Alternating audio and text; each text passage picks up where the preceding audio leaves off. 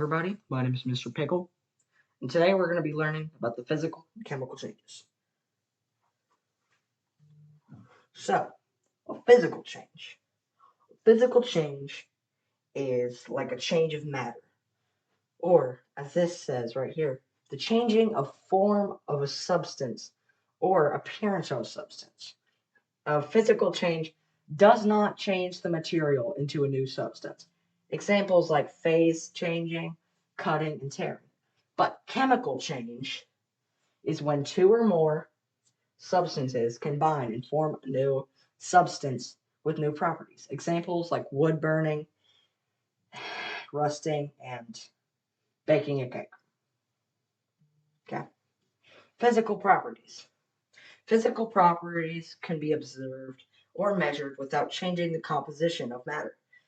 Things like state of matter, appearance, texture, smell, and density.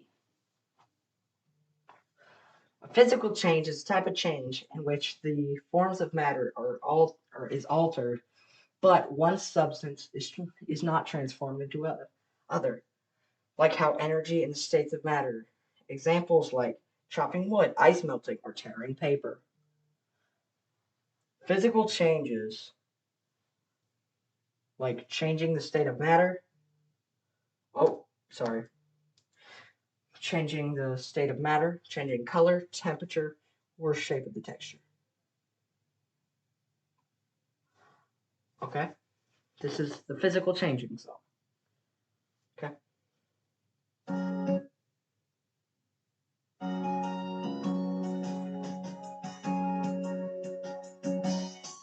Physical changes may look different in shape and size.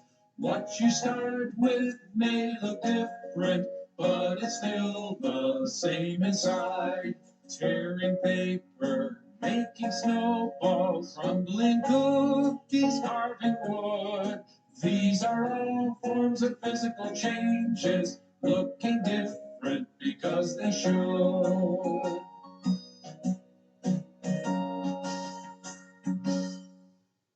That was the physical changes.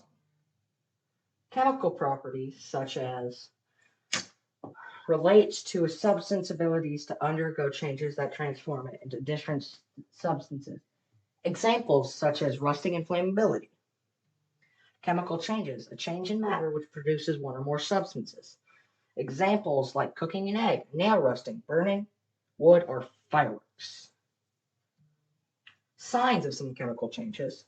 That's glowing, color, the forming of a gas, an explosion, a temperature change, and I still don't know what that is. Smoke and fire is examples of a. All right.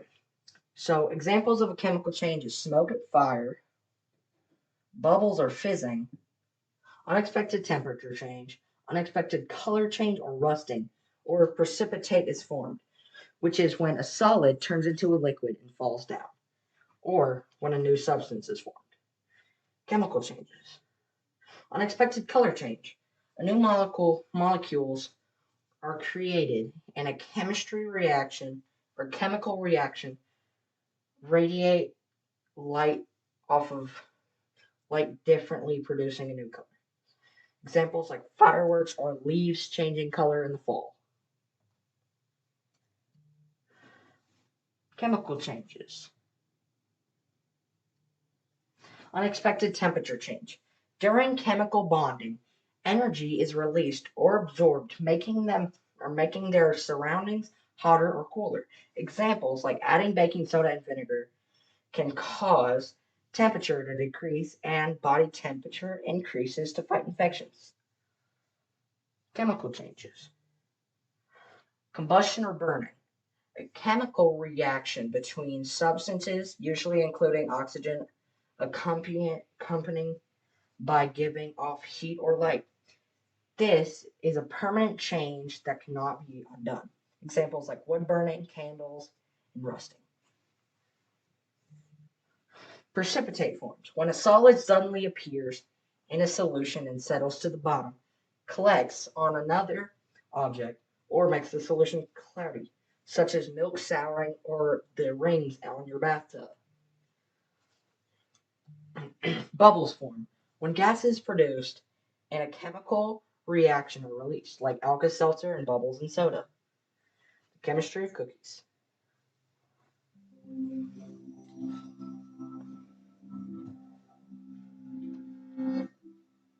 In a time-lapse video, it looks like a monster coming alive.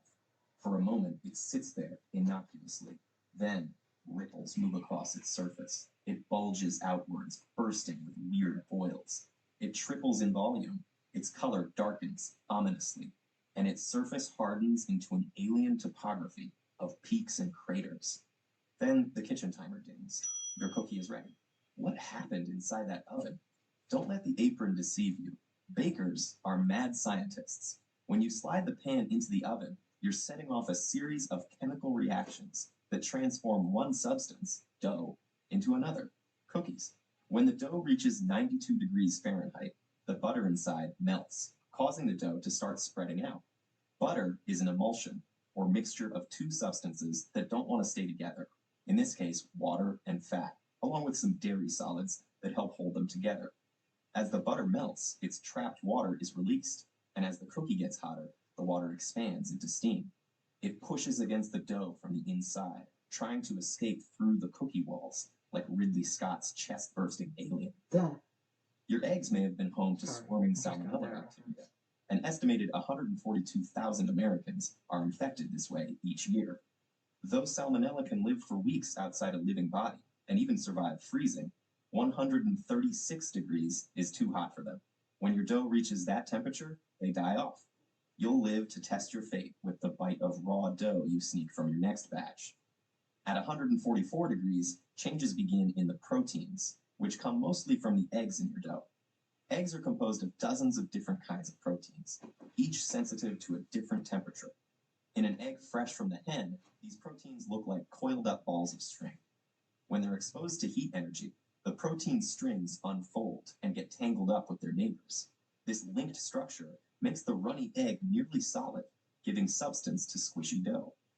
Water boils away at 212 degrees, so like mud baking in the sun, your cookie gets dried out and it stiffens. Cracks spread across its surface. The steam that was bubbling inside evaporates, leaving behind airy pockets that make the cookie light and flaky.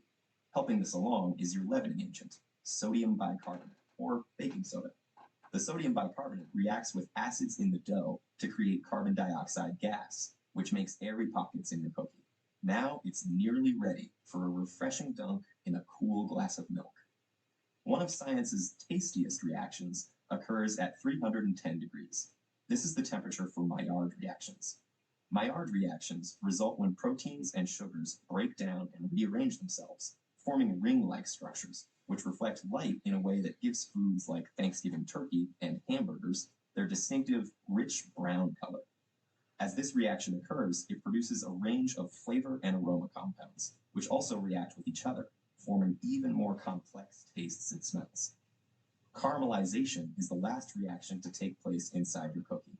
Caramelization is what happens when sugar molecules break down under high heat, forming the sweet, nutty, and slightly bitter flavor compounds that define, well, caramel. And in fact, if your recipe calls for a 350-degree oven, it'll never happen, since caramelization starts at 356 degrees. If your ideal cookie is berry browned, like a Northeasterner on a beach vacation, you could have set your oven to 310 degrees. If you like your cookies to have a nice tan, crank up the heat. Caramelization continues up to 390 degrees. And here's another trick. You don't need that kitchen timer.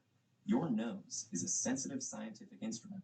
When you smell the nutty, toasty aromas of the Maillard reaction and caramelization, your cookies are ready. Grab your glass of milk, put your feet up, and reflect that science can be pretty sweet.